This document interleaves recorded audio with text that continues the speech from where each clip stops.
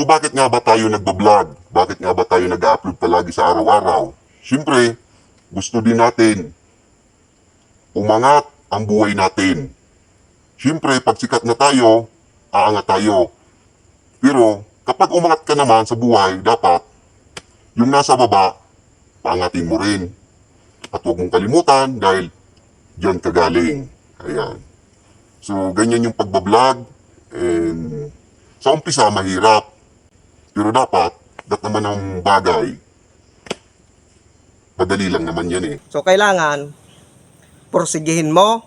So kailangan go ka lang sa buhay, huwag kang susuko kahit maraming basher, stress, problema sa buhay, huwag kang sumuko, idol. Kailangan labanan mo 'yan dahil diyan ka aangat at diyan ka yayaman.